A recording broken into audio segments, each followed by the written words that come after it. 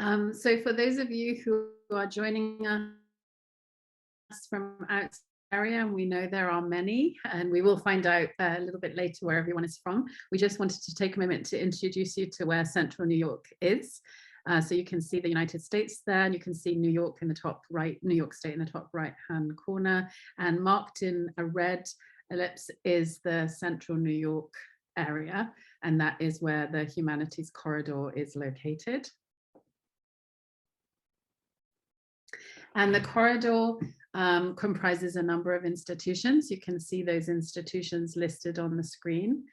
And the institutions join together around a number of areas related to the humanities and form working groups. And our institutions are one such working group. And so what we are talking about today is the cultures and languages across the curriculum framework. And for some people on the call, some people on the call may not be familiar with the CLAC framework. So we have grabbed the definition from the CLAC consortium website here. So CLAC is a curricular framework that provides opportunities to develop and apply language and intercultural competence within all academic disciplines through the use of multilingual resources and the inclusion of multiple cultural perspectives. And so each one of the representatives from the 4 institutions that are listed here are going to say just a few words about how CLAC is implemented on their campuses. And we'll start with Colgate. I'm Corey Duclos. I'm the director of the Language Center at Colgate University.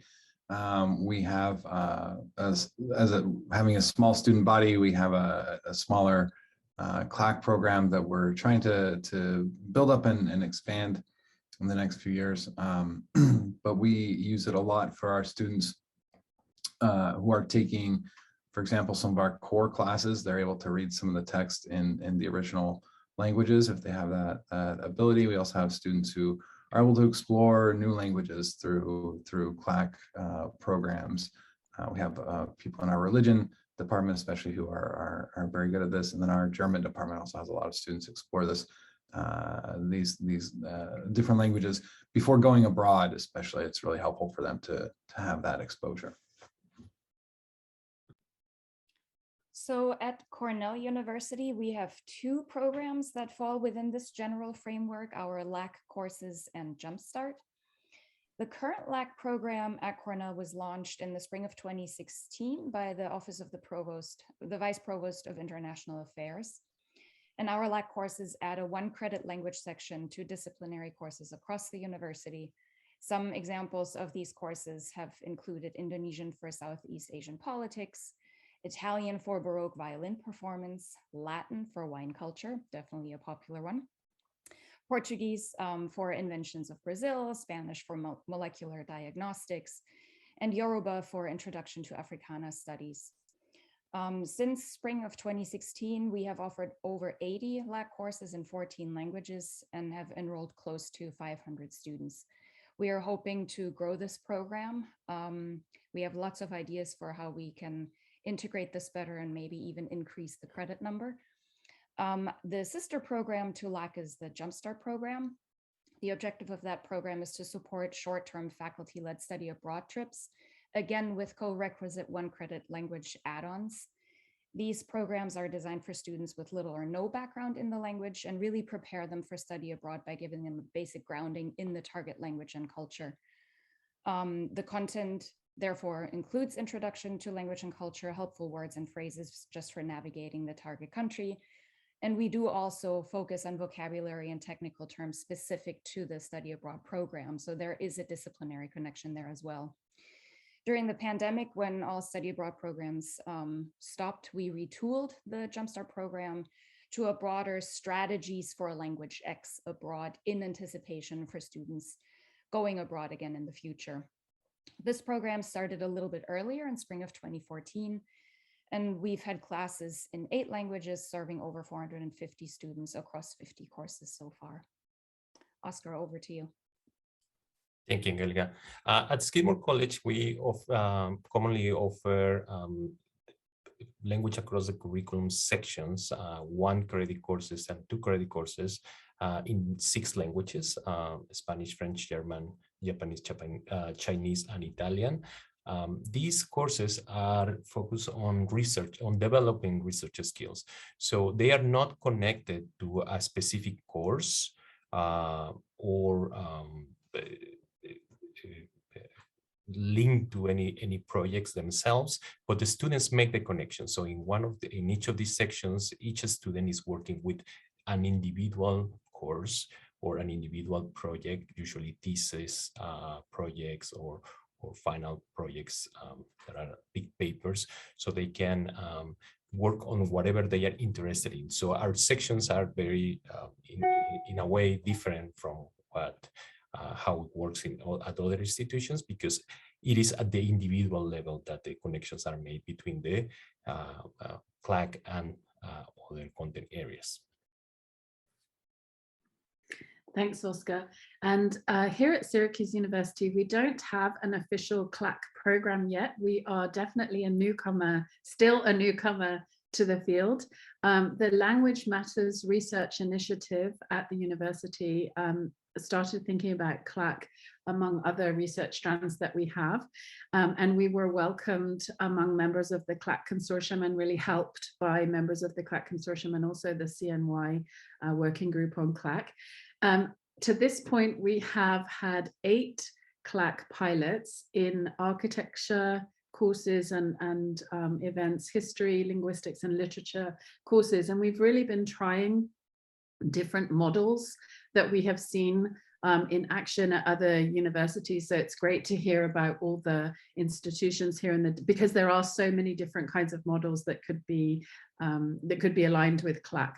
So we've been trying different things. We still haven't settled on one or more models that will work for us. And so far, the results of our pilots have been great. But we're really excited to hear from 2 key leaders in the field and initiative today for more guidance on how we can grow our programs. So just in terms of the workshop logistics today, we ask that you keep yourself muted until the Q&A portion and use the chat feature for any questions and comments that you have. So our members will be monitoring the chat. Repeat for the purposes of accessibility that the live transcript feature is enabled, and we are recording this workshop for later access. And we are so delighted to welcome our 2 CLAC panelists today. I'll introduce them both now, and then they will each have 15 minutes to deliver some remarks. And then we will move on to questions that were submitted through the portal before opening up the floor to broader questions. So first we have Stephen Straight. He's a professor emeritus at Binghamton University. He was the founding director of languages across the curriculum at Binghamton in 1991. He also served as the Associate Vice President for Academic Affairs and the Vice Provost for Undergraduate Education and International Affairs from 1999 to 2009. So really key perspectives within the CLAC movement and also in university administration. And really that's, this is the kind of perspective we were looking for this panel to really address some of the logistical and funding challenges that folks might have implementing these programs. So we welcome Stephen Straight, one of the key leaders in the CLAC movement. We also welcome Saronda Gonzalez. Saronda is currently the executive director of the Upstate New York Collaboration, and she will say more about that collaboration. She is also the former chair of the CLAC Consortium, serving in that role from 2015 to 2019. Prior to that, she served at the University of Rochester's on campus as a center director, and prior to that, a number of years, a long term at Binghamton University, most recently as the director of global learning initiatives. So another key perspective as a university administrator which we're very excited to hear those perspectives today. So we'd like to welcome Steve Straight to deliver his remarks. Thank you, Amanda.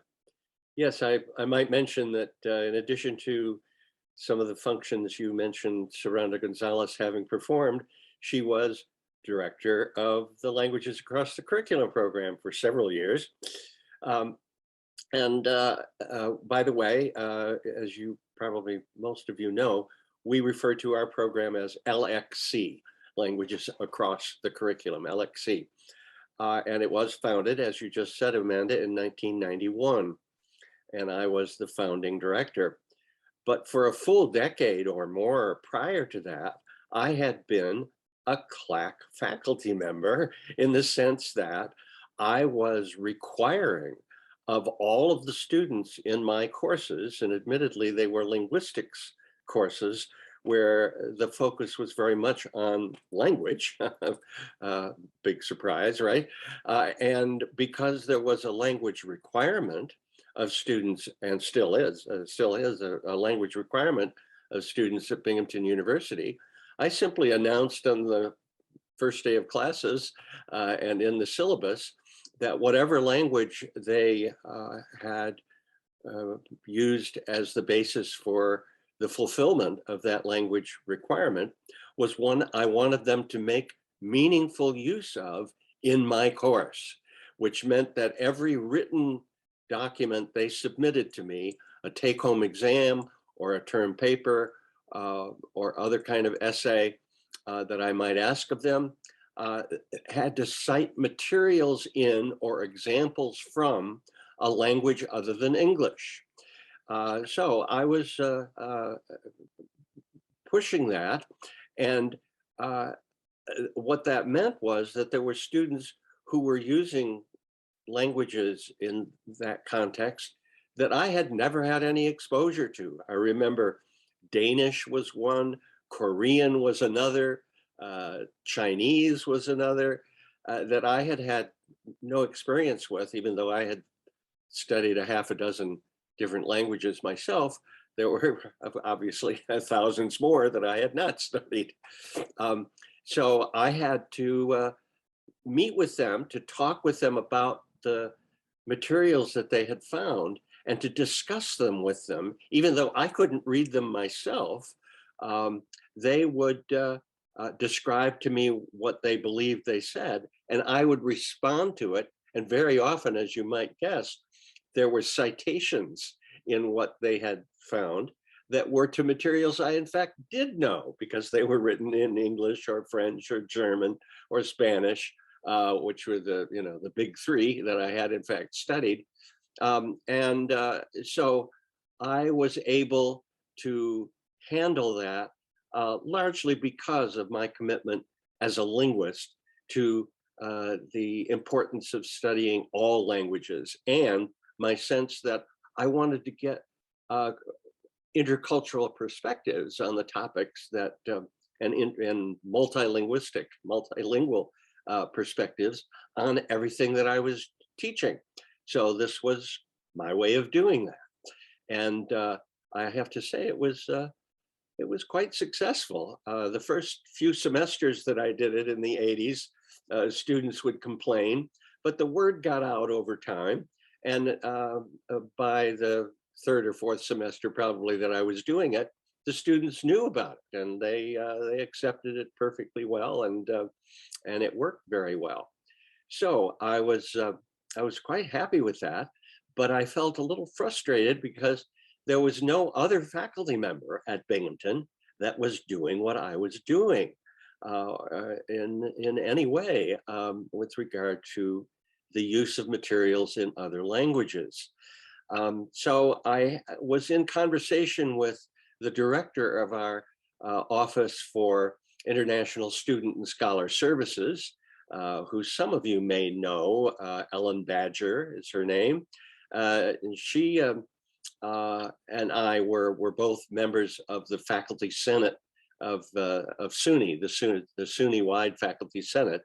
So we went to those meetings and got to know each other better than I probably otherwise would have if it were just on campus. But anyway, I described to her what I was doing with these languages, because I figured she'd be, as a member of NAFSA herself, Association of International Educators, that she might be very interested in what I was doing. And indeed she was. She was quite happy to hear I was doing what I was doing. And so I said, but I don't know how I can get other faculty to do it. What can I do to make it happen in other people's courses? And she said, well, what about my kids? And I said, what? And she said, the graduate students who come here from all over the world, they know all of the languages you're talking about and that students might be using in your courses. I'm sure that we could hire them to be helpers to our students in helping them understand the material that they were using for a course they were taking, that anybody on campus was teaching. It wouldn't have to be you, and wouldn't have to be a faculty member who knew the language at all. And I said, oh, that sounds great.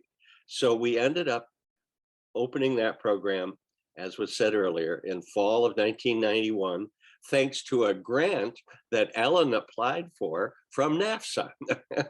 So we got a $5,000 grant that helped us pay an hourly wage to these students that were helping us in these study groups. And we call them, by the way, language resource specialists.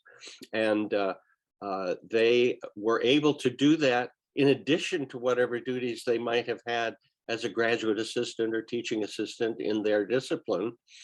So because it was only, I think, a total of a few hours every week that they had to devote to their work as an LRS, maybe 3 hours a week, one meeting with the students in the class they were supporting, and then a couple of other hours of finding materials and maybe having office hours with students in their study group.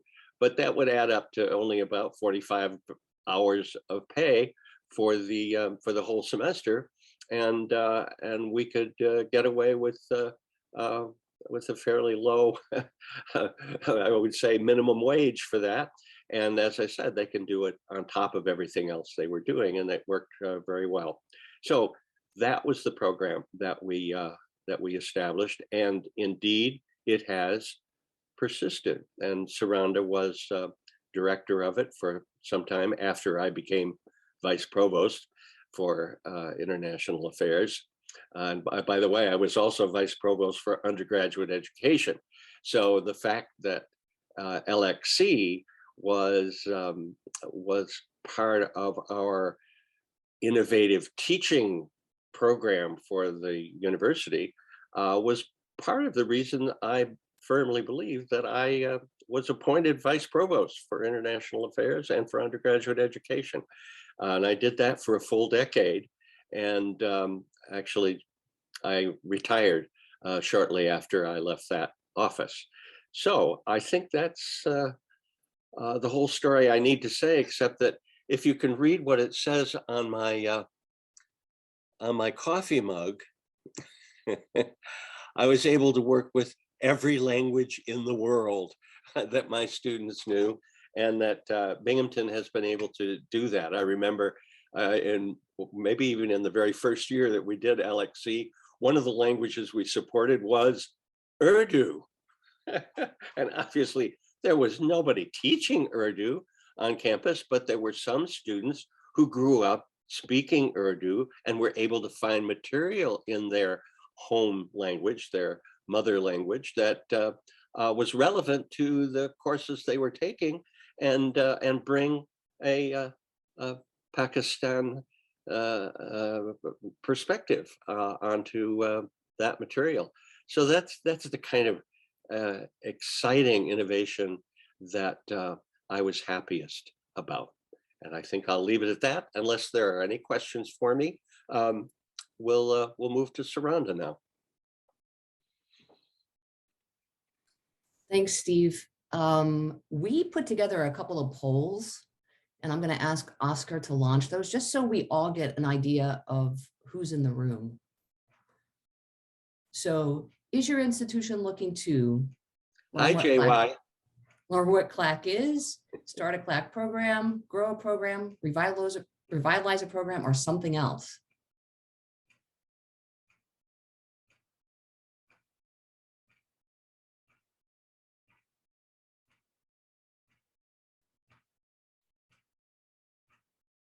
Give it another couple seconds. And if you said other, can you pop in the chat what the other is?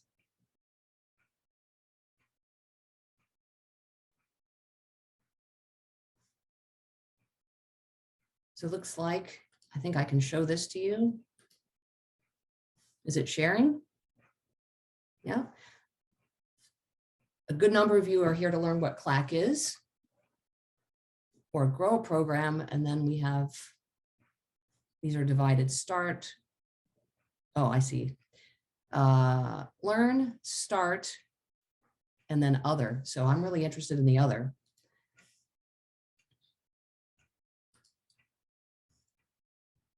Seeing what we have down here in the other. Looking for interinstitutional models. Jeffrey, we need to talk. Great. Erica. Great. Poll 2 coming up.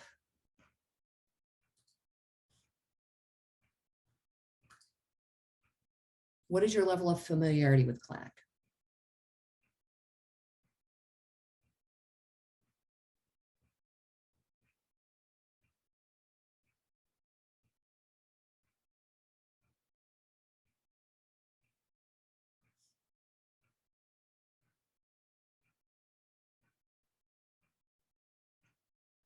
Give you 5 more seconds here.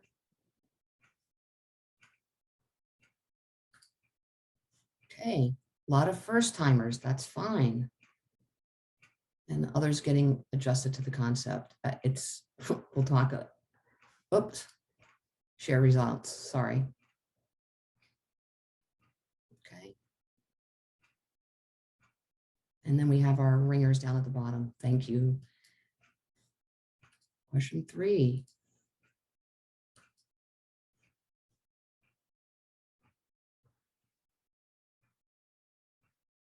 What is your role? Trying to get a gauge. Are we talking to language faculty and staff, non-language non-language instructors, administrators, or international programs types and student affairs types?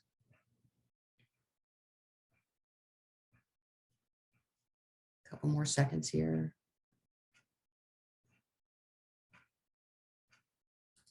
Okay. It looks like we have majority of folks from language departments, and I'd really be interested to see who's down in this other category of 36% of non-instructional staff.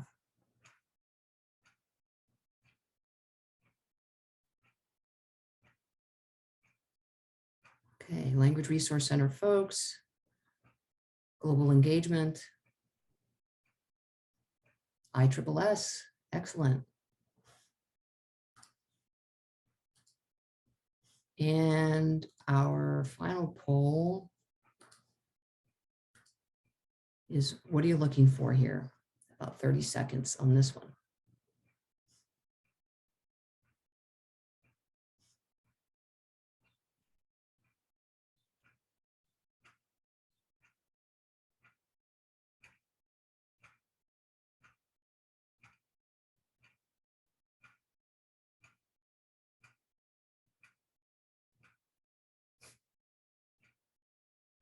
I think CLAC is everywhere, Erica.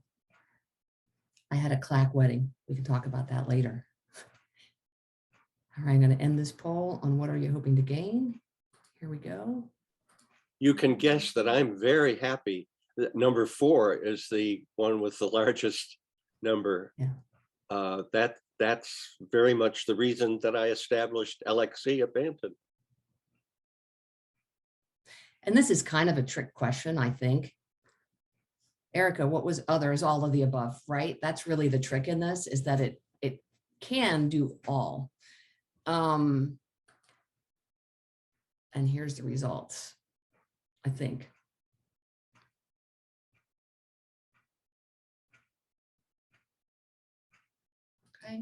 And now I have to find my other window. So give me a second here. Here we go. Steve, it's great to be here with you all. I've stepped away from my work in international education, and I've been watching what's happening over the last 4 years, I think, since I've been away from it. I'm still engaged with practitioners, and it's really good to be back among the clackers, as I call you all. And if this is your first time here, you're now a clacker, and once a clacker, always a clacker, right? Steve and I have been talking. I've known Steve, I don't want to count the number of years, and we're still learning about our experiences with CLAC. So it's been fun to do that. And it's a little bit of a personal narrative that Steve gave, and it prompted me to think about my own history with CLAC. And so my idea is to put out some food for thought and then open this up to a really rich and robust discussion about how you see this intersecting. Unlike Steve, my interest in CLAC did not stem from trying to make meaningful use of some language requirement that I had to do as an undergraduate. I wanted to use my languages to access information and intercultural perspectives on stuff. I didn't know what to call it at the time, but that's really what it was. So my option was what? To be an undergraduate language major. I was a Spanish major, and I was really bored. I did not want to read in the upper division classes Blasco Ibanez, but that's what I was doing. And I thought there has to be something, it was painful. And I was in a program that was interdisciplinary, and it had combined international studies, language, and living learning. I mean, what a rich environment. It was the mid-'80s. I was much more interested in employing my language abilities in pursuing my other academic interests, or reading Mafalda and trying to understand the political implications in the cartoons. Politics, I was a political beast and still am. Luckily, I was able to do that at West Virginia University, my undergraduate institution, because it was required in my political science course taught by one specific professor, a professor probably much like Professor Strait here, who created an expectation that we would use our languages to help our understanding in the course. Why else have that language if you're not going to employ it academically? What a rich tool to have. Through those connections with this professor and faculty in political science, I met with others who were interested in applied learning. I didn't know that's what it was called, but they were interested in applied learning and looking at ideas about the impact and understanding the region. And the region at that time was West Virginia and Appalachia in general. Immigrants in Appalachia went hand in hand with what I knew, but I was often confronted with questions about my name or why I was so fair-skinned. So to be fair, I got the same questions from my immigrant community. How'd someone like you, second generation blonde, learn to speak Spanish so well? So I was trying to figure out where I fit in this mix of things. At a birthday party for a friend in residential life, I found myself again explaining how I could be from West Virginia with a name like Gonzalez to a faculty member who I just met. I had no idea who she was. She was a director of the Women's Studies program. She was bumped into me at the food table, and I got a reaction from her that I didn't expect. She boldly suggested that I consider my community as a research topic. And it was something I had never considered.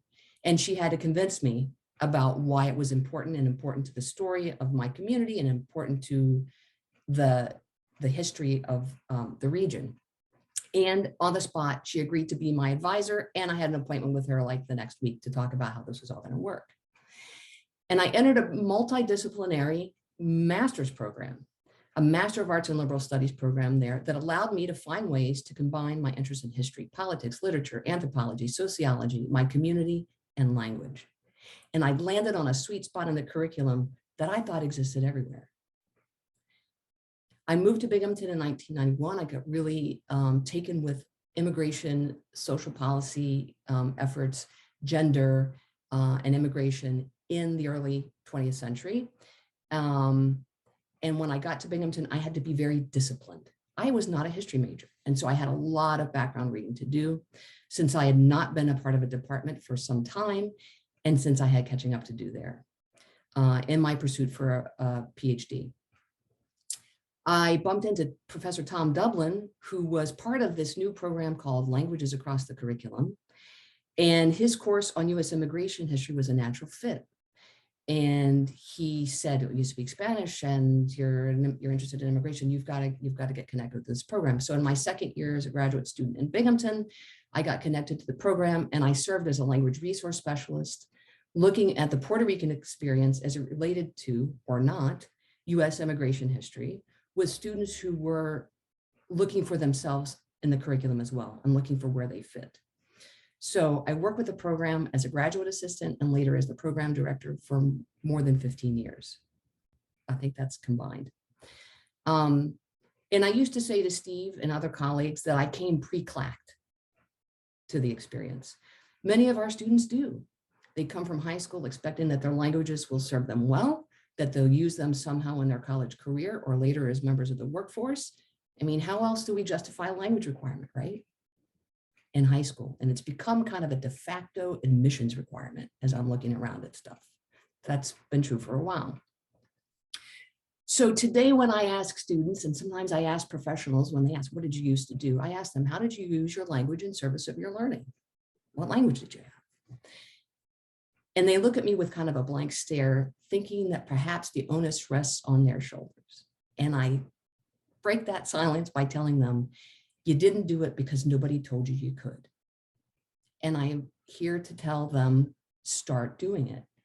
And they will tell me like, wow, you know, I got curious. I'm interested in soccer. I wanted to know, how is this paper reporting on this game? What are the other things that are out there? And they started to look around beyond their academic interests per se, and take it out into their personal lives. So when I look at the reasons you're coming here, I'll just say I pitch CLAC for several different ways, depending on who I'm talking to and the context I'm working with. And I think this is kind of key to figuring out how to work your program. So I'm going to go down this list. Sometimes I say that CLAC is about doing good, solid research, and I hung my hat on research with the historians. And because it was meaningful to my experience and what I had done. It's about doing good, solid research and having students access authentic materials about the topics they're exploring. Primary resources, right? It's what we're built on in research. Sometimes I say that CLAC's a piece of the internationalization strategy of our institution, one that can foster and support global learning. Sometimes I say CLAC's about empowering students to be independent learners and to recognize themselves, their languages, their traditions, and their communities in their studies and as legitimate opportunities for research. Sometimes I say that CLAC's about the meaningful use of the foreign language requirement. Sometimes I say it's about critical thinking. Sometimes I say it's about integrating international students and making them feel like they belong on our campus and not talking about their deficits, but talking about their assets, right? Sometimes I say it's about preparing for a study abroad stint or building on those learning outcomes after a student returns to campus. And I'm not a chameleon and I'm not a liar, I don't think, but CLAC is complex and it can fit many different needs. It isn't one size fits all, but it does have something for everyone. So it depends on how you're making your collaborative partnerships. So where's the overlap? It's what I do in my work now with the Upstate New York College collaboration. Where can you hitch your wagon to? And we're all looking to create more value for our students, right? That's why we're here. One way to do that, and it's central to my experience with CLAC, is to have students be the part of the team that's determining the experiences and activities that add value to their learning, right? To get that hook for them. Done well, students can be key to internationalizing the curriculum or diversifying the curriculum and the knowledge of the faculty member as well, as Steve was commenting, that they were bringing in information that he would be unable to access. So my vision of CLAC, as you probably have guessed, is one that's rooted in the student-centered vision and model of engaged active learning and a responsive curriculum. So it's not just what you teach, but how you teach it. It's not just what students know, but what they do with that knowledge. It's not an add-on, but it can be integrated into all aspects of the curriculum. And it changes the current conventional approaches to teaching and learning, where it can. In preparing for today, I went back to something from 2012. Oh my God, the good old days. And I found this response to an evaluation. after doing a program on CLAC. It was a all-day workshop. And the person said at the end, in order for CLAC to thrive, a sea change of attitude must occur on campus. As it is, few disciplines appear to work closely with one another. The idea of CLAC should be more widely discussed so that it can be supported from the ground up and the top down. I'm wondering if this is that moment. How long were your institutions fully online? What a shift to teaching and learning. We have an impending enrollment cliff, right? Even though some of the numbers I'm seeing now are up for enrollments this fall. And we're being squeezed financially more than ever. So what are the opportunities that are present for us now? And is this CLAC's moment? I hope we can talk about these as we open up for discussion and questions.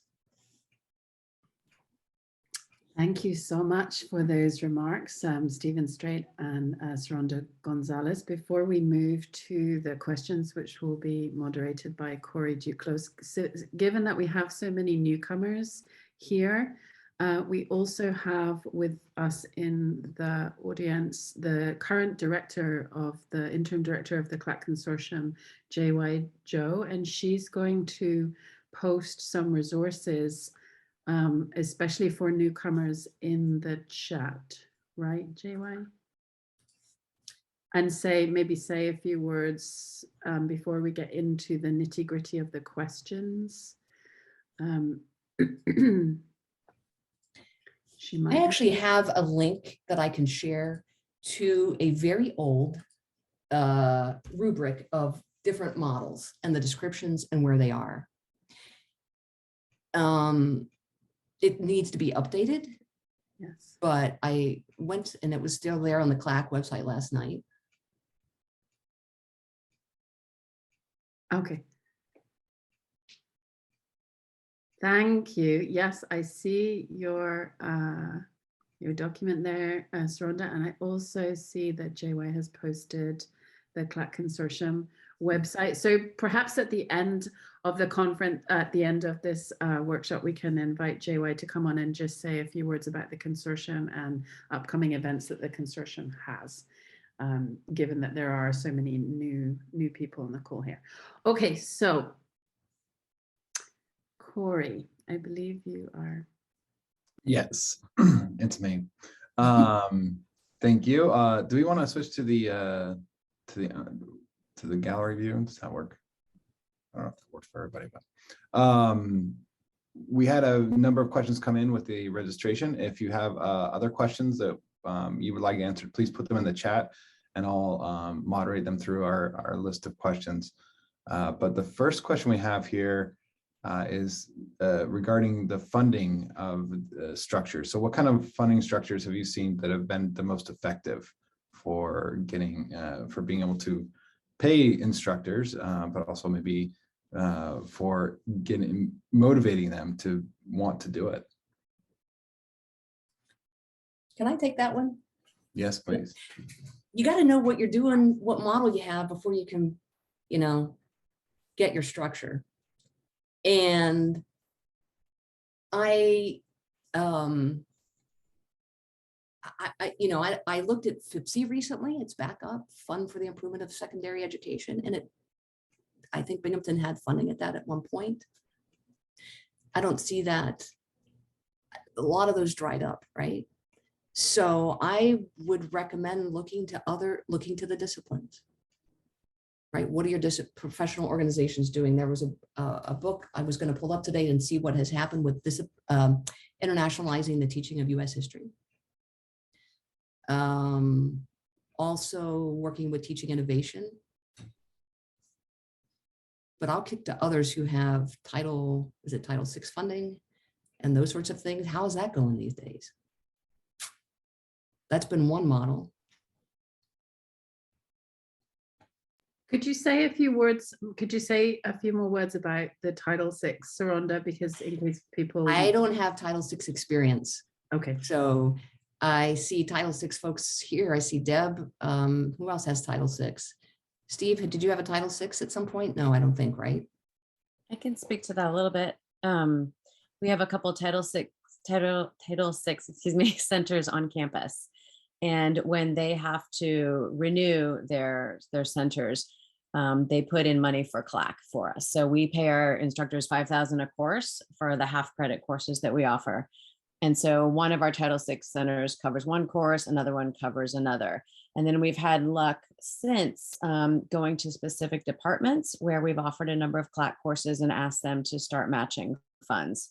And so that's been good too. So I've got, I think, 6 different funding sources for our CLAC program right now. So it is not an easy answer, but that's helped. And sometimes it's going to the deans and saying, you know, can you cover it? Well, then they will contact the departments directly, and that has a little bit more impact than my own personal ask. Are you able to say a little bit more about Title VI itself? Because we do have people on the call who are outside the US and may be able to match it with something that's available in their country. It's a government sponsored program. I'm not sure if it's through this. I'm not sure exactly where it's centered. But it is a US based program, and it is national, and it's a competitive program. And the centers are like Latin American studies and Caribbean studies, or we have one for Middle Eastern studies. So they tend to be studies centers. Department of Education, yeah. That's a good link. If I can add something regarding grants, I had a grant from the U.S. Department of Education through their Fund for the Improvement of Post-Secondary Education, known as FIPSE, $180,000 grant that I used to get LXC off the ground, moving ahead. And as a condition for getting the proposal submitted, I had to have the signature of the Binghamton University provost. And at the same time I got the signature from him approving the proposal, I got him to agree to the principle that if the program succeeded in having the effects it described, that he would support LXC through university money when the grant money ran out. And so that was a condition he saw of getting the grant, which we got. And by the way, I got another grant for even more money. In fact, altogether, close to $500,000, because I got money to go to other campuses with the languages across the curriculum idea. So it was kind of paid consultantship from FIPSE again to go to literally dozens of campuses across the country. Okay, so that's it. Deb, I also did that strategy of going to departments, and I probably should have gone to deans. But I kept having, the Latin American and Caribbean studies programs, courses linked, and there were high enrollments, and there was a need for that. And so I try to use that need to push for change there to get them to integrate models, right? The problem was, and this is a strategic thing, that I could, even in the most internationalized areas of campus, whether that be international faculty or the topic seemed to lend itself, get a progression to build towards something, to a certificate or something else. That was difficult to do. And my office at the time, right? Where's your location? Are you under a language department? Are you under a dean? Like, where are you? I was under the provost. I had the good fortune to be under the vice provost of both international and undergraduate education. So that was a nice, sweet point. Those, after Steve left, those positions were separated, which created a different environment. So there's shifting things to look for when you scan that environment. And I have some things to talk about as we move through in scanning the environment. But before applying for funding, I have to know how my model is taking shape. And I will propose that if you have a current model, you might have to think about shifting it. That was what came out of my thinking preparing for today, that we're holding on to these. maybe it's a time to let them go and think about how the ground has shifted under our feet, perhaps. Or what are the new opportunities, right? What happens when your champion retires? Where's the next champion? Can you get something built progression-wise? I am more and more of a believer, as I've watched international education over the last couple of years, that, and I would say a couple of years means 10, that these kinds of programs might be housed well in the Center for Learning and Teaching as part of what a really good education is, and as we work on changing our teaching practices. But I don't know that there's anyone housed in that kind of a situation right now. Would be good for CLACers to say where their programs are housed as sort of I'm doing landscape documents, put the institutions on one side and where you're housed. And then you can go, who's housed in language departments, who's housed under international ed, who's housed in area studies, to be able to get a quick view of where people are at. And I don't know, are grant funders now looking at collaborative opportunities, interinstitutional opportunities? And how has that worked for folks around these initiatives?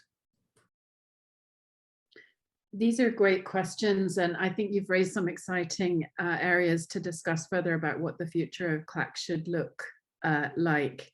But to go back to 2 points, what are current funders looking for, and also what's the best strategy for approaching funding? I think for people who are starting out, which is definitely where Syracuse was and still is, it's hard to decide which model is going to work for us until we try them out. And we also thought that it might be a good strategy to strengthen external funding opportunities to pilot a number of different models and show successful outcomes. So we've done 8 pilots and we've funded them really piecemeal with $2,000 grants coming from all kinds of internal sources. So we've looked at internal university-wide grant opportunities. We have funded through an area studies program on Latin American Caribbean studies.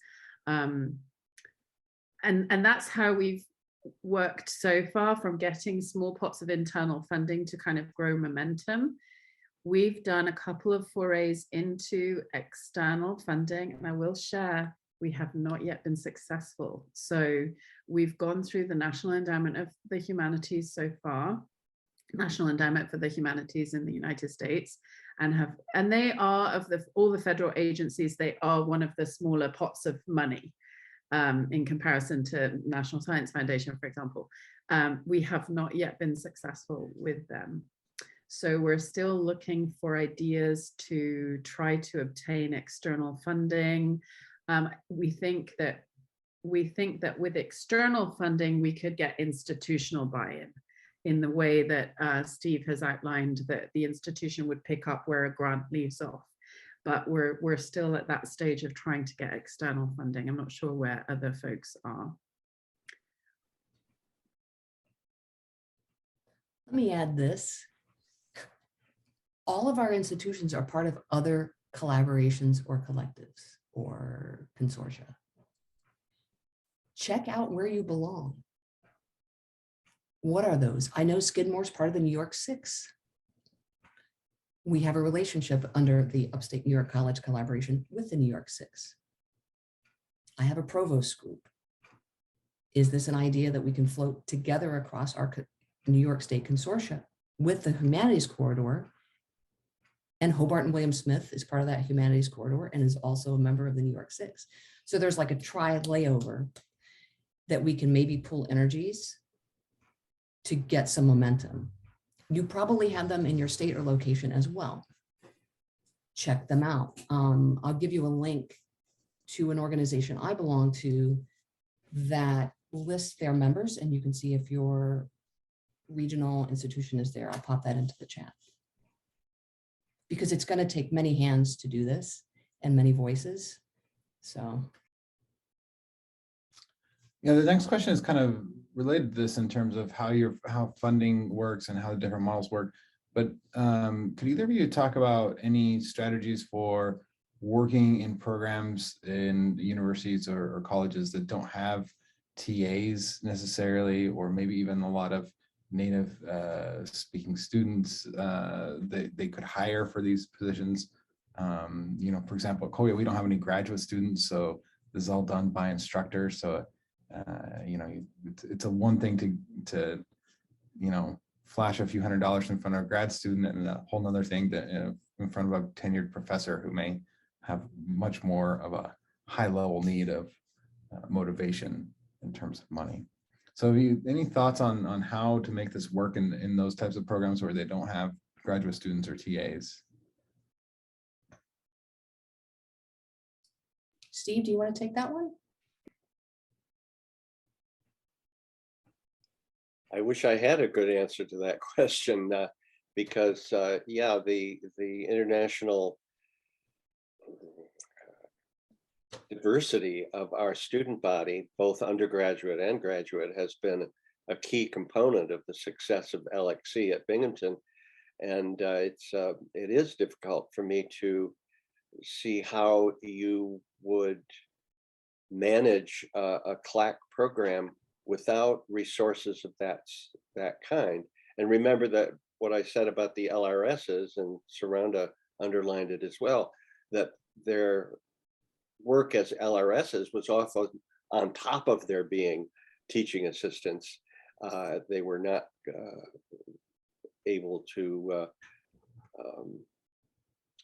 stop them from having that.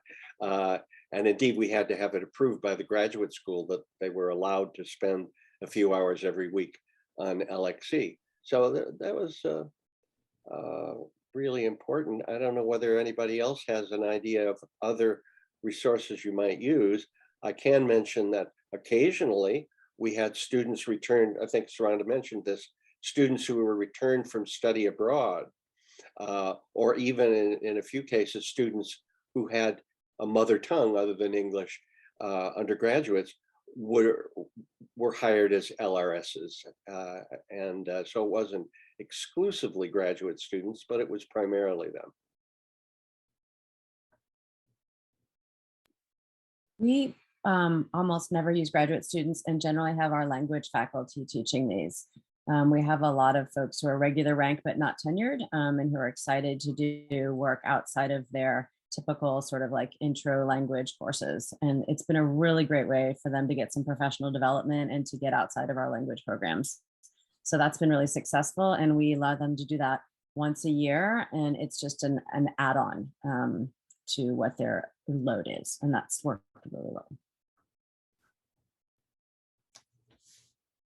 Yeah, there are a few other good ideas in the chats about maybe hiring graduate students through consortia or service learning benefits for students to sign up for these. And then maybe some places undergraduates or could serve in these capacities. I know that at least for us here, it would be taboo to have an undergraduate student in an instructional capacity, but maybe a model could work where an undergraduate could help in certain ways. Are there models where undergraduates are tutoring in some ways? So, you know, one of the strategies to look at where something similar is going on, that there's precedent for that, and then try to reshape that for this. Oftentimes, even with the graduate students, they were, but especially with the undergraduate, like senior language majors, they thought they were doing language instruction instead of the applied. And at Steve's figure of, I mean, I see Marisol Marcin here, who is from Binghamton University and have worked with our program.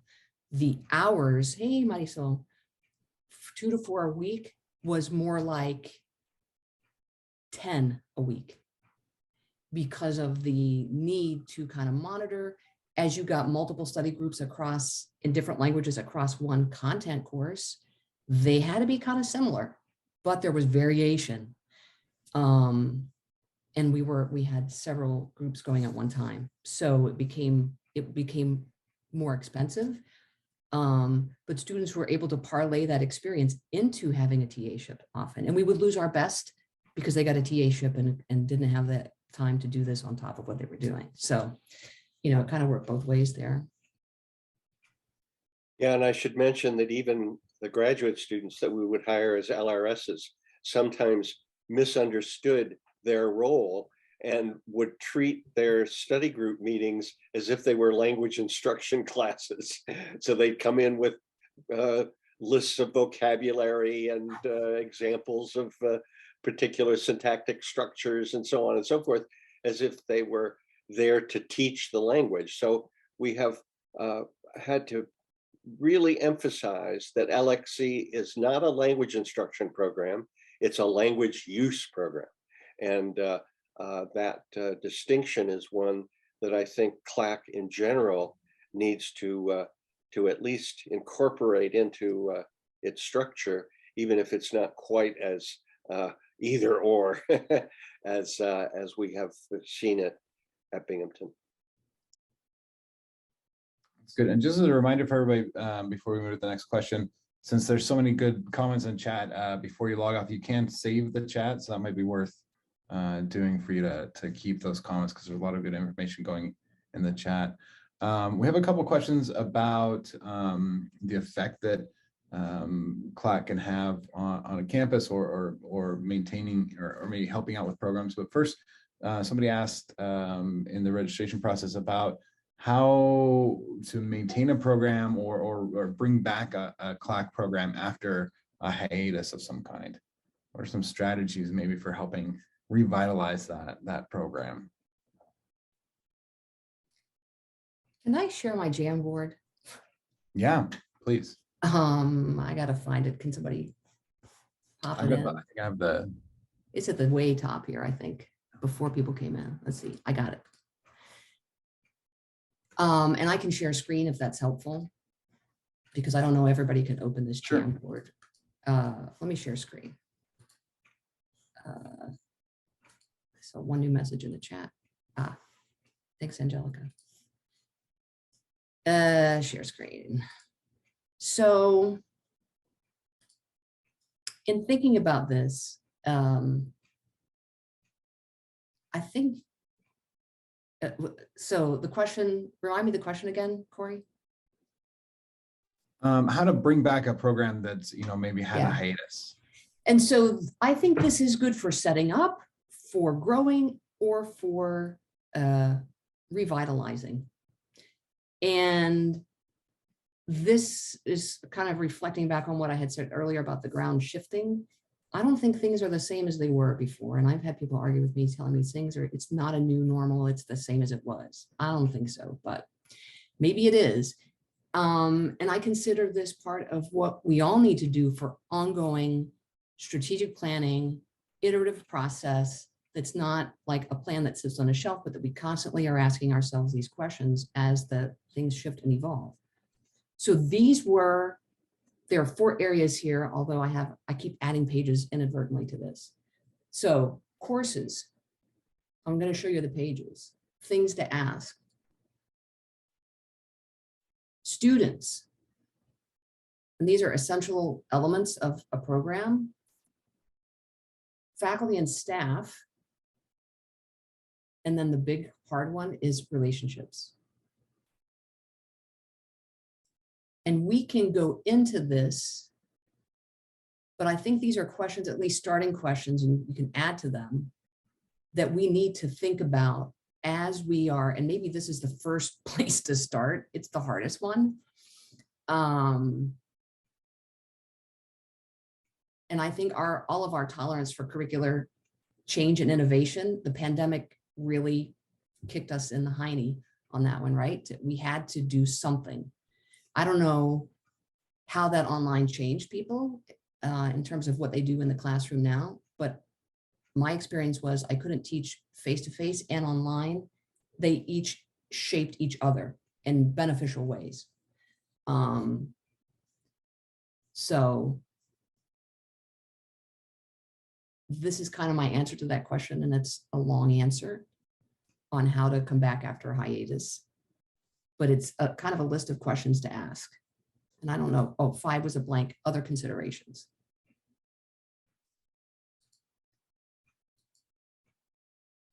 I don't want to tie up the conversation with us working collaboratively on something. But we can kind of talk through these. I don't know how many people can't see this document on their own screen. If you could just raise your hand visually. You can't see it. Who else cannot see? I'm gonna scroll through and there's a lot of blank. So I can't really tell. Yeah, thumbs up. So assessing, I'm going to read kind of through these, assessing what is, hey, Cindy Evans, assessing the status of modern languages and cultures and international studies on your campus. Where are things these days for those non-language folks? I just looked out there to see how things are going, and I got an article about UNC, but it was University of North Colorado, not University of North Carolina. And they've eliminated their French and German minors. And the language was, in order to make, low enrollments, and because we need this money for other programs. And we're still thinking in that dichotomy of languages and other programs, languages and other programs. I don't know how to break that. Maybe now's a time for a partnership. And sometimes there was not a discussion, an opportunity for a discussion. And so I have talked to Steve about why Binghamton's program, when it was launched, was not started by language departments. It was started by a linguistics professor and international programs, international student scholar services advisor. And there was resistance then, but there wasn't resistance in every program. And I found, as I put in the chat, language faculty, I thought when I went out into the CLAC world that language faculty were not interested in CLAC at all, right? That was my little bubble window because that was my experience as a graduate student. But that wasn't true necessarily all over, and it wasn't true with every language program. It was certain people who were not interested. So finding out what that environment's like. Do you already have a model of trailer courses? We had linked courses with rhetoric or composition and other content area courses. Could we replicate something like that? Or do we have a tutor model? Do you have courses that could obviously be internationalized, or the usual suspects, which are your partners who are doing innovative things all over? And how has technology shaped that? Are people connecting across geographies in ways that might support this work or internationalization in general, right? That's just the courses part. How has been the experience in partnering with languages for folks? I think that's a really important question to ask, because language departments obviously will be impacted and hopefully involved in any kind of CLAC program. But there's also this kind of balance that needs to be struck. There's this, CLAC can be seen as a great way of promoting languages, but also promotes them in the sense of a utilitarian aspect of learning a language, which can have a negative effect in terms of what we actually are trying to do within language programs, which is promote the study of a language as a subject, not simply as an object, and to think of language in its holistic form as an integrated part of the culture, and helping students shape an idea as an identity as a global citizen. And a lot of that stuff gets lost when maybe an administrator sees, oh, it'd be nice if you could use your Spanish to talk about business now. That would be really nice, and not understanding that there's a lot more that goes into it than just memorizing a few nouns and verbs. So I'm wondering, maybe this is open to anybody, but where have you seen how that balance happens, where you kind of can use this idea of like the utility of a language in terms of students' career interests and using it as a tool to learn more, and balancing that with what we're trying to do within language departments of having a much broader understanding and a much deeper understanding of what it means to learn a language and to be involved in the study of languages.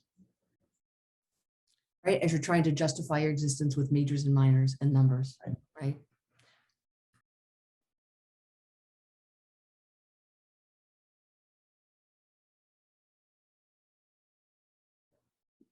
It's such a good question. We've talked about it as a way to, internationalize and enrich a core discipline. So for talking to other departments, it's been really easy to do this. For language faculty, it is a lot harder, and it's a bit of a harder sell because it does sometimes look like we are turning this into a skill. So we've talked more around culture, not just, developing discourse competence like an LSP course, but really something where we're allowing students to access other parts of the culture outside of just literature or film, but really understanding what's happening in France or West Africa. In order to do that, we need to look at what sustainability looks like in that culture. And so it allows us to enrich our own understanding of how language shapes meaning in other regions and parts of the world. Is that kind of what you're getting at, Corey? Yeah, that's really good. Thanks. So I have something to add. I am in the intersection of global studies and Romance languages. And as a Romance language professor, I had the opportunity to teach some courses. The course was called Hispanic Culture, but we made it about redefining what Hispanic means and what culture means. So we used writing as an excuse for doing research, but students had freedom of topics. They were assigned regions. My vague ideas of the class, the first type of writing we did was a descriptive piece. So they had to find something cultural from the region they were working on. We had divided North America, including Mexico and the United States, the Cone, Spain. We had it in the Caribbean. So they had to find something they wanted to present to the class. Our class meetings were amazing because we had some time for everybody to bounce ideas on how they were doing with the research. And then the things I taught them were purposeful for their writing. So they were craving that teach me this because I need to do it so that I can show you what I can do and what I have learned. And it was an amazing experience. It's not common, I think. But. Hi there, I'm Dalnaza and I'm from the University of Wyoming. I just wanted to share a couple of things. At the university level, we do different programs like Start Talk programs. We had offered Arabic and some other languages. And I think there is for military program, Go something, I forgot about it, but I can, put it up on the link. So they have done lots of programs, but I myself personally have so much passion for languages and cultures. I created in 2012 when I was doing my master's Project Duo. Yeah, that's the program. So World Language and Culture program, it is totally non-formal. Basically now, after 10 years, this program is serving as a recruiting program, but also piloting for what kind of languages are in demand. What can we offer in modern languages or some other, international studies programs? And we are actually looking at the models and, I have presented my program and the structure in different, conferences like NAFSA, ARA. I have a research, kind of related articles, but also in practice, how does it work? How can we utilize this model? So it's working. It's a volunteer program. Nobody's paid, nobody gets anything. It's all native speakers. The idea was not to be the same, how this program can be different, right, from modern languages or from other departments that are offering formal education. So basically, it's a kind of a motivation for students who want to learn, and maybe that's not the language that they want to be in. How many times we thought that the languages, some students are dropping from the classes because they don't think that this is the language they want to learn. So that was a great place for them to be. But also for students who are learning already in second, third years, they were coming and working as a lab teachers. They were practicing.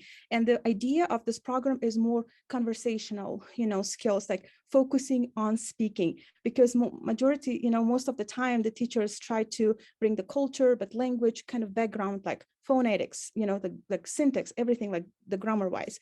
But in our program, it's more about project-based learning. How can we use the language, even if you're a beginner? Let's say I teach Uzbek language.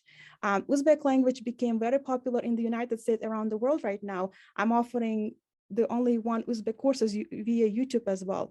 I was surprised how many people were so interested. It's a less commonly taught language, right? It's my native language. So Things like that are, growing, and I think it's a timely right now. Probably this would help to departments, to universities, if somebody figure it out, how to collaborate and contact centers like this. And I would love to share now it became a nonprofit organization, the link to the more detailed information if you want to learn. And I'm happy to share or show our model to the universities if it's helpful. I hope it helped. Thank you. Yeah, thank you. Very good. Yeah, I think that ties in with another question that came in chat, and so maybe we can tie these together. And somebody had mentioned this before, but this idea of using CLAC as a way of revitalizing existing language programs, or kind of giving them some, bolstering those programs in some way. So that might, if anybody has any thoughts on that, we could add that into this discussion right now, I think, as well. I was looking at Dilnoza's thing and thinking about recruitment, and then remembering I went to Ohio University in Athens in my junior year of high school for a Spanish language summer camp. And I almost went to school there, right? It was too far for me. It was 2 hours instead of like an hour.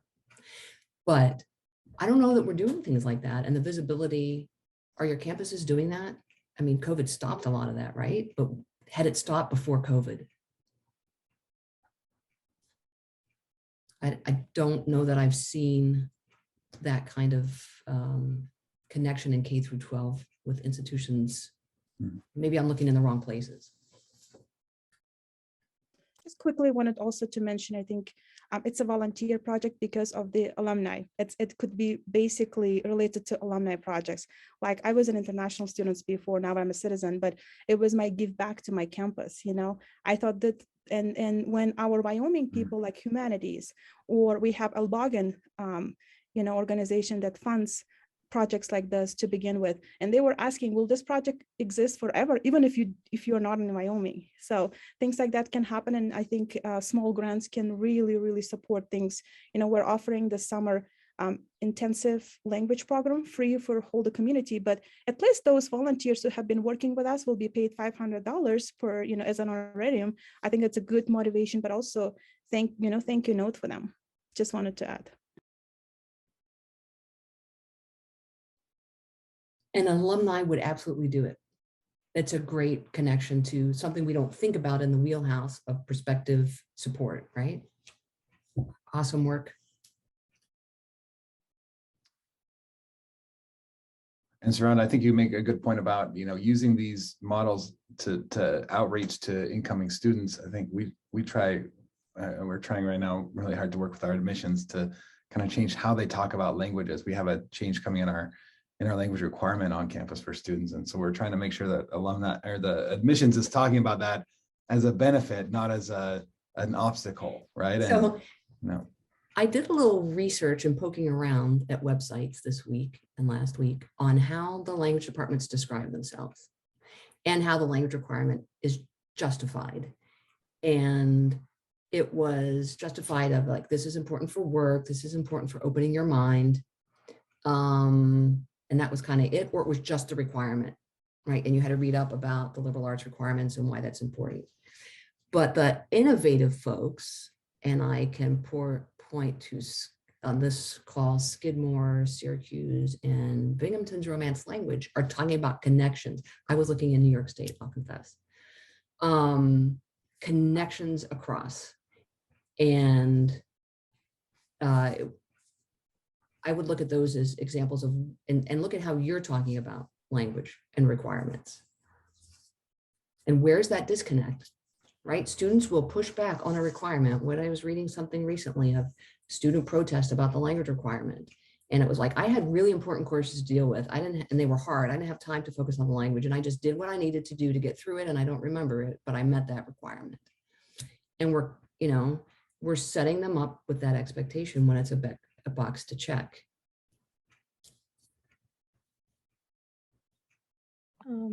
So I don't know.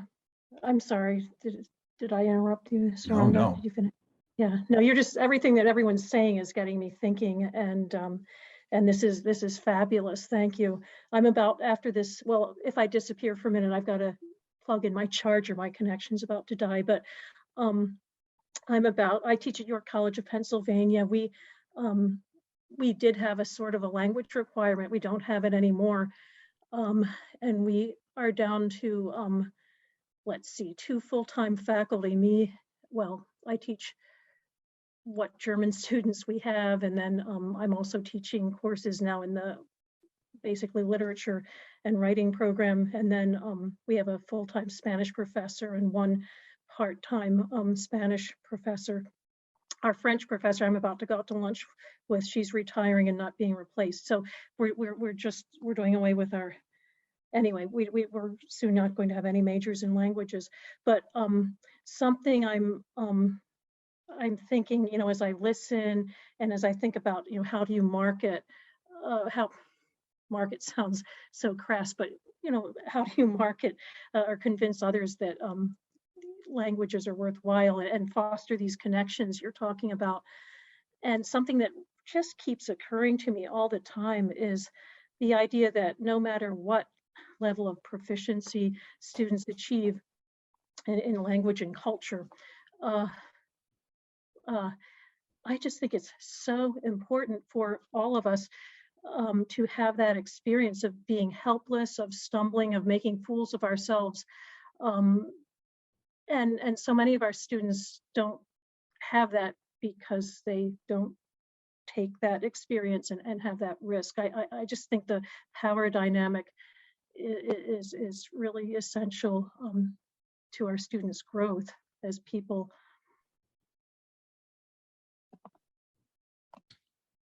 And I'll tell you, that would have probably not gotten my ear as a student.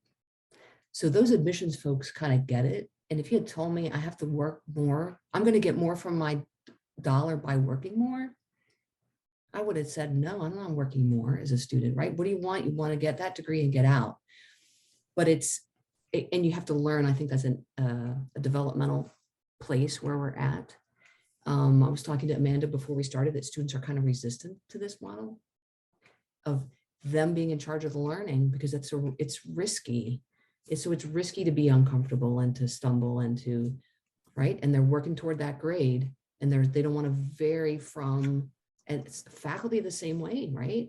I'm on a tenure track, I've got this to do. Why would I take this risk in doing something? How do you build in a risk tolerance for innovation, really?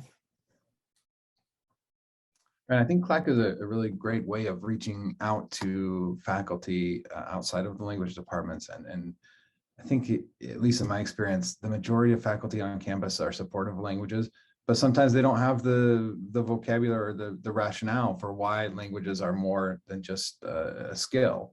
And it's not that they wouldn't understand that or wouldn't agree with that, but just nobody's talked to them about it. So when you're using CLAC as an outreach, it can be useful to get them to help spread that message in the way. So it's, Mary used the term marketing. Sometimes I think it's just explaining. It's just, helping people understand what they will understand if we're, working, I have to assume that they're all working in good faith and they want students to be better educated and they'll understand how this contributes to their overall education.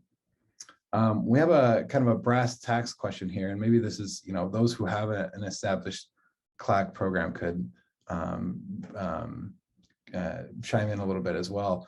But is there a minimum number of students that you have to be able to run a CLAC program? I'll answer for us. We don't have a minimum number, but the pay that instructors get is tiered based on the number of students from 1 to 5. I think it goes from 1 to 5, 8 to, or 5 to 10, and then 10 plus. There's 3 different tiers for how much they get paid. We have a few people in chat. Feel free to just put it in chat if you have a student minimum that you have. I think it's really helpful to have this information from different institutions for newcomers too, because the expectation from perhaps administrators may be unrealistic that we're filling classes of 20. If we can say that established programs have been running these value-added options for many years with these kinds of numbers, and that's okay with good outcomes, etc. If we can use this, I think it will help bolster our cases within institutions and across institutions. I used to have a rule and I probably inherited this rule from Steve, if I had made the minimum of 10, I would have had Spanish and Chinese across the curriculum. And I lowered it to 8, and I maybe had Spanish and French and Chinese across the curriculum at Binghamton. So I would use those heavy loaded courses, and I would make a minimum of 4 for Hebrew, Italian, Korean. I don't know if it still works that way, but I had the ability to do that with my funds because I had that control over it. And I don't know if there are other places. Does that happen elsewhere in the curriculum? I bet it does. I don't know how I still don't know how finances work. Right, and I came from a state model. So you might be able to play with that because I wanted variety, and there was something beneficial in having the variety as well.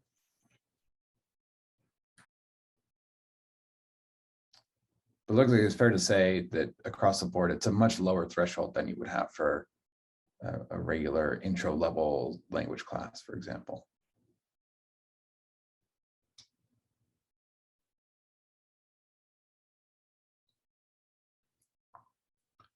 And then this question came in the registration process. And Saranda, you're probably maybe a good person to talk about this with your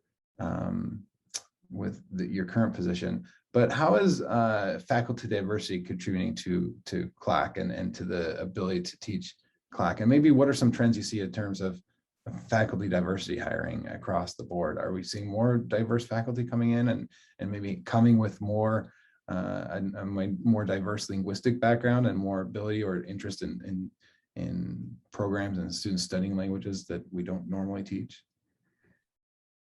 So I pulled up something from the Chronicle to kind of investigate, and there's this great database where there's 3,300 schools, and you can find out your racial makeup. And it has women as well. Not every school is listed here. So this question, I spent a lot of time looking at and thinking about. And they phrased it the question was, how important is faculty diversity in developing a culturally competent curriculum? And what are the national trends? We are super behind. If you look at your administration and your faculty, they do not look like students in most places. And I just helped write a Science Foundation, National Science Foundation, on diversifying community college faculty in STEM. It's a particular need. And we've had discussions across the UNYCC collaboration about helping students understand that higher ed is a career path in higher ed administration, even because they're not thinking in that way. If they're a finance major, they're not thinking about university finances. They're thinking about, those jobs that are kind of foreign to me. So I think diversity hiring and having a more diverse faculty really relates back to those points I made about making a place of connection or a sign that you belong, a way to enhance pride and asset-based thinking. But we haven't kept pace, and it's not enough just on its own. Remember that? Maybe you're not old enough to remember that refrain. Can we add women and stir? Can we add diversity and stir? Like, I'm really looking for transformation, and that's a piece of it. But the thinking about having an internationalized faculty, meaning international hires, and I'll give an anecdotal story here that I heard from Diana Davies, I think, and I try to confirm it with her, that she was working at University of Iowa, and some of the most diverse areas on campus, and I found this myself in terms of international faculty, were most resistant to doing this. And I don't know why. What's the risk for them? Are we, as products of the American education system, rewarded for replicating the system, including its biases? Probably. We're working towards tenure. How is that defined? Is there a part in there that says innovation and teaching counts towards that? And we know where teaching is at in that, right? When I hear people talk about the tenure process, is that really rewarded? How is it rewarded? And how are these innovations rewarded? And I wonder sometimes too, if we can't look to those international or diverse faculty set to internationalize us or to diversify us, because sometimes they're working through the same kinds of thinking. We really need a transformation. So that's a long-winded answer to, and opening up for thoughts that there's risk for that faculty member. And I would not usually go to a junior faculty member to partner with in LXC because I knew the constraints on them, and a faculty member of color, and right.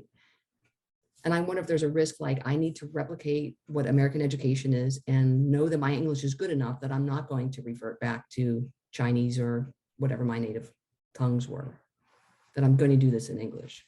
And sometimes they were hard on international students, harder, super hard on international students who were non-native English speakers in terms of their expectations for English language. So I don't know, I don't have an answer to that question, other than we need more than just that, and we're behind on that. True. Thanks. And then I had one question that I want to throw in there, because with CLAC, there's also this possibility of faculty wanting to teach courses that aren't necessarily language faculty. They don't come from languages, but they may have a linguistic background that doesn't, that isn't represented on campus. So what kind of support would be best to give to those people, maybe coming from language centers? How is it best to support them? I mean, maybe Stephen, you have an answer to this as somebody who comes from a linguistic background, but not, that wasn't the, you didn't limit it to linguists who seem to be teaching these courses. So what is the support that instructors need who might not have a background in teaching of languages in order to run a CLAC course?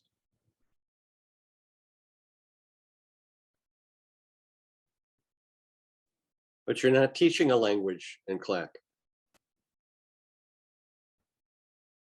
Depends on your model. Yeah. So what support would they need? Would they need any support from a language center? There's still an approach where students may be struggling to learn a new language, or this is part of their linguistic development. I think sometimes some of our instructors from other departments tend to resort to English a lot more quickly than some of our language faculty will. So they need some instruction in, like, whether you're with the 90% model or whatever it is, that it's okay to stay in the language even if everybody doesn't understand. And then, just some tricks on like vocab and discourse competence can be helpful. But other than that, I would steer them away from language instruction 100%. Do not talk about the subjunctive in class, please. I speak English, but I don't want to teach it. I'll tell you that. Mm-hmm.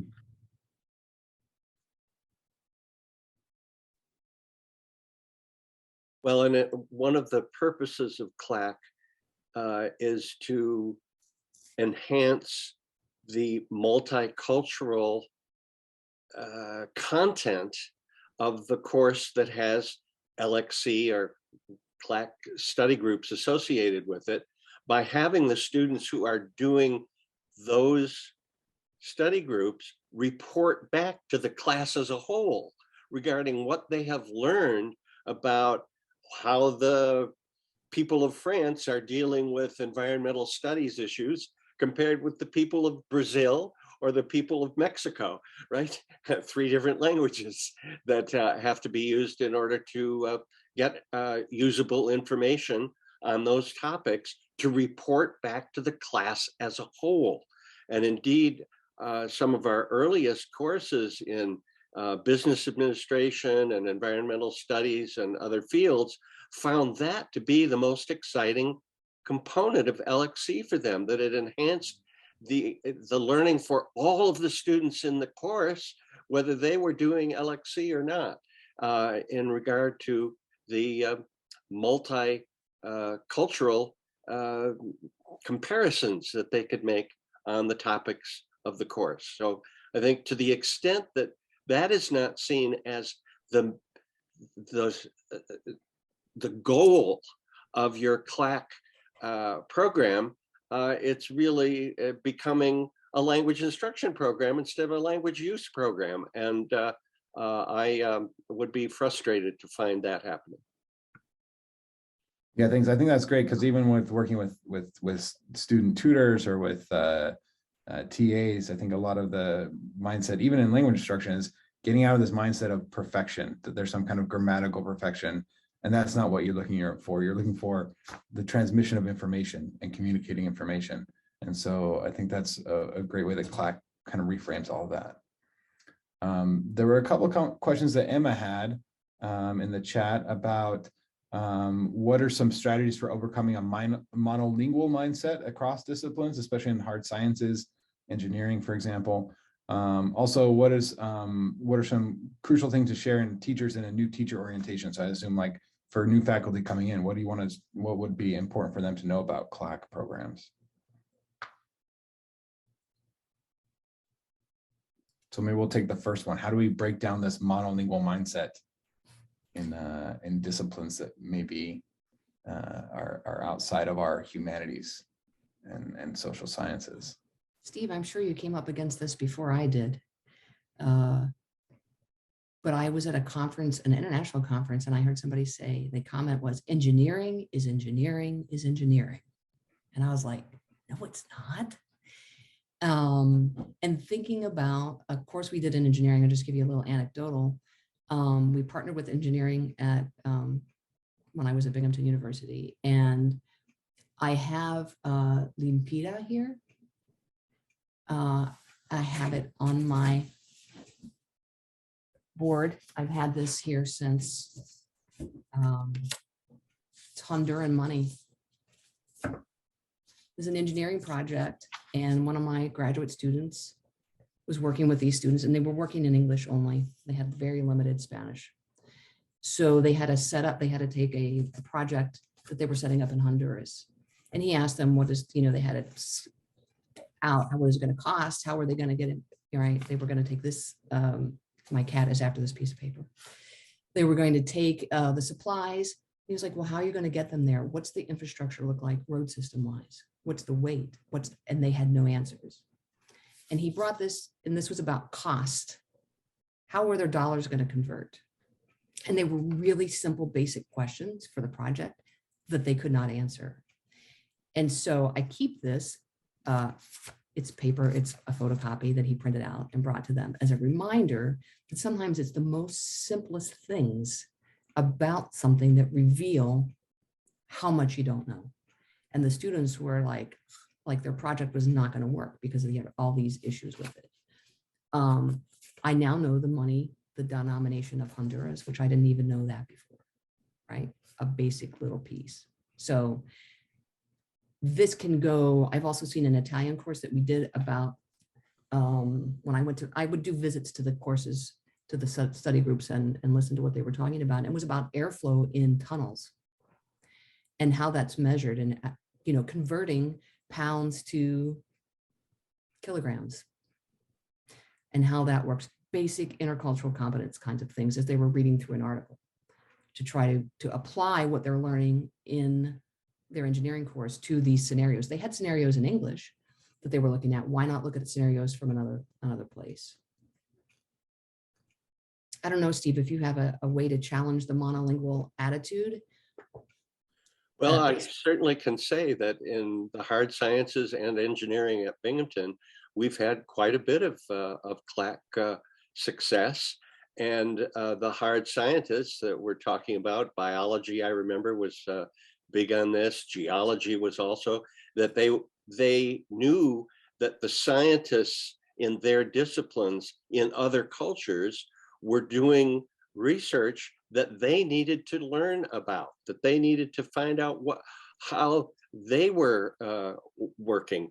And engineering, I remember one kind of humorous example almost, was an engineering class that focused on civil engineering and the politics involved in putting together a proposal for a new bridge, and finding out that in Italy, when you want to build a new bridge, you have a popular response immediately to the notion of there being a bridge that isn't beautiful, and that you have to make a very specific argument in Italian to the public in order to avoid their working against your efforts to build a new bridge. And that was something I didn't know anything about. And frankly, neither did the professor who was teaching the class, until the students who were reading materials from Italy on bridge building found that that was what they found in the newspapers that they read about new bridges going in Italy. And the same thing held for tunnels through the mountains, or for that matter, new roads or causeways or whatever. And so that was, to me, a really exciting development that showed that I don't even know what you might mean, Emma Britton, regarding a monolingual mindset, because I certainly didn't find that that was the case for the hard scientists or engineers. So I can speak a little bit about that. I've just heard that there's this monolingual policy amongst, let's say, TAs who are working in engineering classes, that even though they use another language and they may have a majority of students that are in that class that share the same language, they must maintain English use at all times. I didn't know that. I have a little story as a US historian, right? I don't know Turkish history. Our Turkish students didn't know US history. And so our Chinese students didn't know US history. We've gone how many years learning US history as US Americans, right? So when I said to them, I would like you to talk about what you're reading about in Chinese or name the language. And they looked at me and they're like, you know, we're doing that. And I'm like, yeah.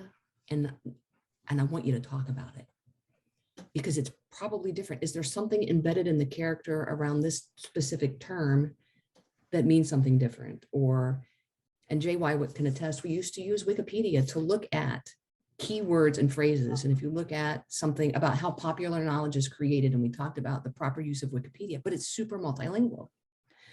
And so instead of having them use it in ways I didn't want them to, I would show them how to use it in ways that were helpful for all of us. And I was learning language at the same time, specific terms around something like, I say I speak English, but I don't speak Home Depot. Maybe I don't speak bridge construction either, right? That I can learn those terms in Spanish or in Italian or whatever the language is. But we talked about that and about, history is super contested right now in our own country, right? Whose history, which history, what's the narrative, and how that gets shaped by culture in another place. So the US narrative is shaped by the narrative of that nation state, right? So yeah, the students felt they were cheating in some ways. And I tried to turn that table and say, you're not cheating, you're supporting your learning of English. And this is how that works. But you need to have that knowledge about how language works and how language develops, which, kind of goes to your question about how to work, Emma, with incoming faculty. And I've been thinking like how to work with international students who are non-native English speakers and understanding that as a skill in your teaching portfolio. And making it English only is not necessarily really helping. If I need to explain a concept to you in your native language so you can get it, that is super helpful. And if a student can help another student that way more easily, fantastic. It's a mind shift, right? In terms of how learning happens and how language works, I think. But yeah, and I think that connecting with international faculty for me has been really important because they're the ones who are the most aware of the lack of linguistic abilities in our students who are domestic students. They can see a stark problem in our society. We don't have enough students who can speak multiple languages. So they've been, at least for me on my campus, in some of the hard sciences, some of the international faculty there have been the ones who are really helping to kind of push the idea of increasing our language requirement over the last few years. So I'll say this, it doesn't matter if you're international or US American born, if you're multilingual or monolingual, it's about the attitude. It's really finding that champion. And the other thing that's kind of apparent in Steve's comments that we often say about CLAC that hasn't been said yet is that we kind of reconfigure what is a source, what is a legitimate piece of information for academic interrogation. And it might be Wikipedia, it might be a newspaper article, it might be a journal article. It might be a photograph, right? It doesn't always have to be and I remember Steve telling this story one time about a faculty member wanting them to read a full journal article in that target language because they needed to read legitimate research instead of applying the knowledge to some source that they were reading. Great, thanks everyone who's contributed some questions. As we said before, be sure to download the chat. There's so much good stuff there. Angelica just put a link to a podcast. That this is the first I've heard about her podcast. So now I have something better to listen to when I ride my bike. I can listen to Angelica's motivational voice. Before we left, JY had a few words to share with us. JY is the current president, is that correct, or executive director of the CLAC Consortium? The CLAC Consortium is really the volunteer organization that for the institutions that are interested in developing a CLAC program or have a CLAC program that, so I think that I put that link in that, but I just want to share with you that for the December, we will have from the December the 2nd to the 3rd, we'll have the CLAC conference. And we will send out the call for proposal soon. So if you're interested, try to talk to present at the conference, join us for the conference. Let me put it in the theme of the conference here. Yeah. I put it in the chat would be for organizers for this workshop. They're going to co-host the conference and it will be a virtual conference. So it will be really, hopefully we can get more participants to join us. And to go back to the CLAC Consortium, we have just to check with our website and join us. We have a listserv. Join us for this listserv.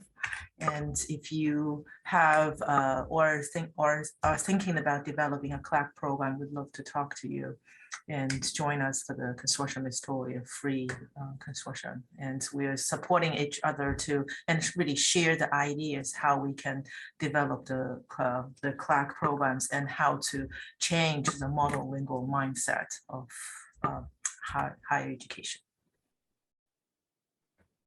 Yeah, and as part of this, the Corridor work, last year we had a Zoom webinar. We had some meetings with about CLAC and about starting those programs, which we recorded, and we have those recordings. And I think if you contact any of us, myself, Oscar, Amanda, or Angelica, we'd be happy to share those with you if that's something.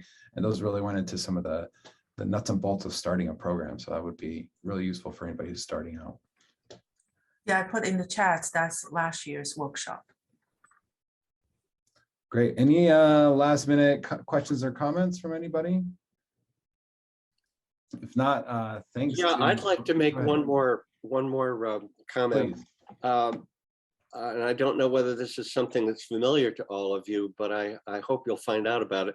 The University of Rhode Island, long ago, under the leadership of John Grandin, established a bilingual engineering program, German and English. And what they did was to partner with an institution in Germany that was sending their students to Rhode Island while we were sending our students to Germany, so that it was essentially a dual major. You were getting a major in German and engineering or in English and engineering if you were on the German end of the exchange. And what that meant was that they were coming out as bilingual engineers. And I looked recently at the URI description of their international engineering program, and I think it was 7 different languages that they are doing that international engineering program in, which is really quite exciting. And you can imagine they had to have internships in both countries, but the interns in this country could be from anywhere in the world at a given place. And likewise, the students from here who went to Germany would have internships in corporations there. So it was a very exciting program, I think, and one that, to my surprise, has become multilingual rather than just as it was originally, German and English. Great, thank you. Oh, Steve, I have a question. That's the high end, right? The fully integrated. Yeah. And there's a question about the lower end. How do you do CLAC with beginning level? Do you have ideas? I have some ideas, but I've taken up airtime here. I'm going to pass to you on this one. I can speak to that a little. What we do in our Jumpstart version, it is much more of an actual language course rather than a CLAC course.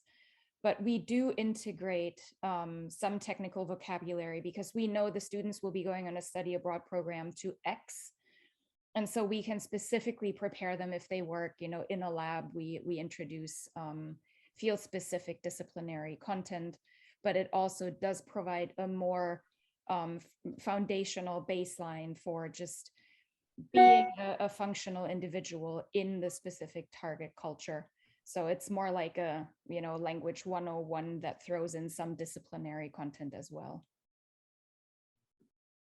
I'm even thinking reading a simple newspaper article in terms of the formulaic who, what, where, when is easier to read than a poem.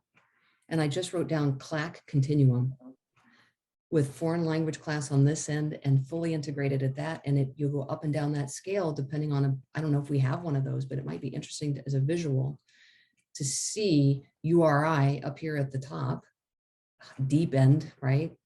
Or this way, deep end of the pool, and this is the shallow end, or however you want to tilt that, that look less and less like a language class, or look more and more like a language class.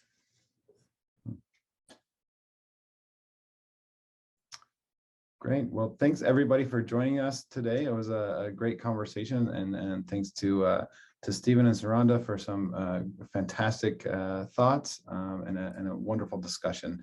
And we thank you all, and we hope to see a lot of you in December at the CLAC Consortium Conference. Thanks, everyone. Thanks for inviting us, and thanks for letting me participate in the conversation. It's been great. Good luck with things.